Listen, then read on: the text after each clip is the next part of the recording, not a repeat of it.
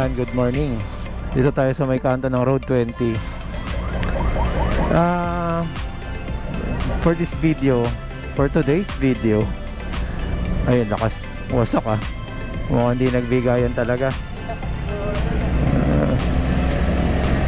So yung kagaya ng ganyan po, no? Kaya po maganda pong magkaroon po tayo ng lisensya. Baka nga po yung ibang may lisensya hindi pa rin po alam ang gagawin eh. Paano po pagka nagkaroon ng ganun na nakabangga, natumba, nakasagasa? Ano po ba yung mga common na ginagawa? Or yung SOP, yung Standard Operating Procedure na tinatawag. So pagka ganyan po, huwag niyo pong gagalawin. Kunyari po na nakabangga, huwag niyo pong gagalawin. Hintayin niyo po yung dumating yung traffic. Kung kaya niyo po picturean niyo na kaagad. Tapos yung traffic enforcer, kaya po sila nandyan para po gumawa ng report, no? Yung incident report or accident report. So yan po yung mga ginagawa nila. Then yung settlement, kung hindi po nagkakasundo po kaagad or magrereklamo, then pupunta po yan sa presinto. So doon magkakaroon ng ng settlement. So hangga't hindi po nagkakaroon ng yan, pwede po magkademandahan yan. Then syempre mga repairs, di ba? Yun po yung mga gusto niyo pong masingil sa nakabangga. Then titingnan po kung sino po talaga at fault, no? Kung sino may kasalanan. So mabuti pong meron po kayong lisensya kahit pa paano po. Yan po yung mga may laban kayo. Kasi kahit sabihin nyo hindi naman na-require ang kumbaga sa may lisensya po kayo para makapag-drive. Hindi po din yun yung para sa mga may lisensya naman po, no? Huwag din po masyadong feeling entitled. Hindi porket may lisensya kayo tama lagi kayo. Nangyayari po talaga yan. Kaya nga po may tinatawag na accident. So pwedeng ginusto, pwedeng hindi. Wala namang may ginusto, no? Yun lang po yun. So ayun. So ngayon regarding naman po sa WSP natin, tayo po ay enjoy naman, no, kung ano yung setup. Nabibitin lang naman ako ngayon sa battery talaga. Kasi pagka sumegway ka lang ng konti, ayun na, makakabahan ka na kung aabot yung battery mo. Hindi. Pero so far wala naman akong masyadong nag-alangan. Pero ayoko po kasi talaga nakikita na ganun kababa na yung battery, yung bar, no? Alam niyo naman po ang buhay ng battery hanggat maaari. Huwag niyo pong dinidrain. Hindi po katulad yan ng mga dating cellphone na i-drain mo muna bago mo i-charge, diba? Iba po yun. So ano pa ba? So ayun nga, this coming Saturday po na yung tambike natin. E-bike tambike. E-bike tambike. Masyadong yung tambike po is a general term, no? Na ginagamit po ng mga nagmomotor. So naka-bike man, naka-motor, naka-e-bike, ayan. So tayo po ay magkita-kita sa Sabado, no? Mga 4 PM onwards po siguro. Kasi yung iba po manggagaling po yan sa trabaho. May pasok po yung iba ng Sabado eh. So 4 PM onwards. So expectation ay konti tayong pakape. Kape baka yung mga iba hindi nagkakape, ganap ng may tubig. Huwag nyo lagyan ng kape, diba? So then konting pika-pika siguro. Tingnan natin.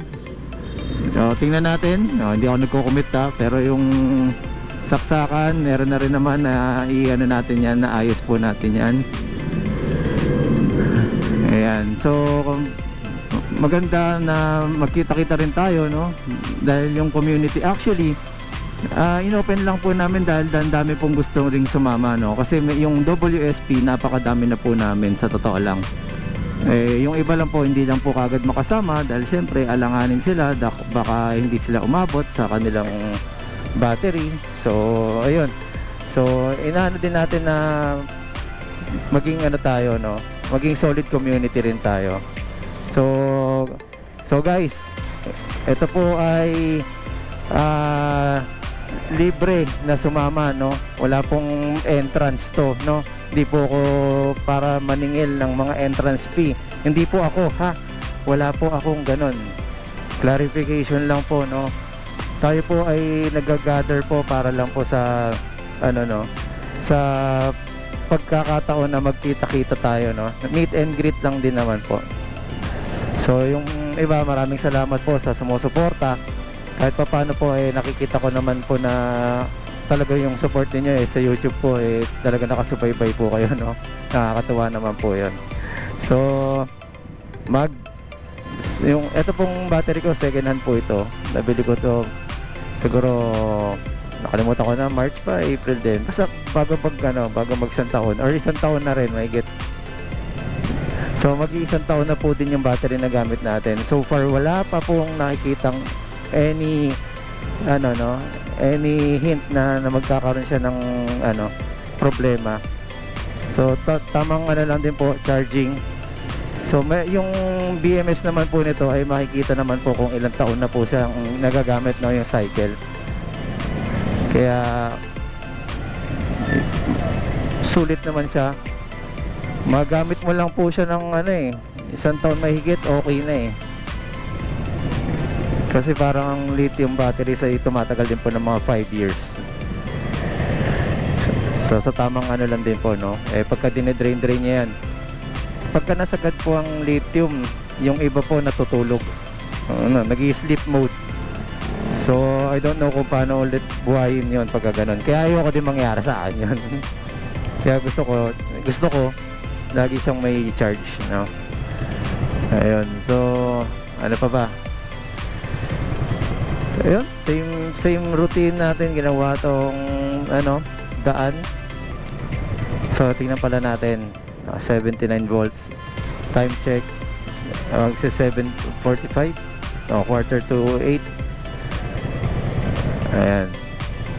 So again, sa may EDSA Land Bank po tayo sa Sabado po. Ano pa bang natin? So far madami yung unit natin. Ayan. Nag-iisip ako palitan yung side mirror na mas mababa. Butas yung natin, no. Baka naman may mag-sponsor. Gusto ko palitan na mas mababa para hindi tumatama sa side mirror. Although wala naman ako natatamaan, no. Iniingat natin din, ayaw natin makasagi So pag-isipan natin yung CNC, yung bilog din na ganyan, mga ganito lang kababa. Ayan. Yung wala pong lente, kasi yung iba may lente. So ang doon, pagka tumingin ka, parang may lumalaki siya. Akala nyo malapit yung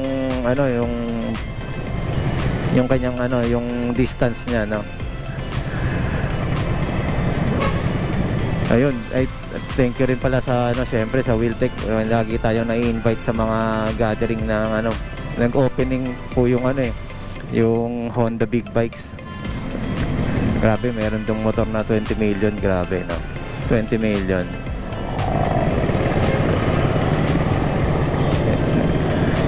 Para sa akin na lang 'yan. Nakakamangha, no. Inspire yung mga taong nakakabili ng ganon, no.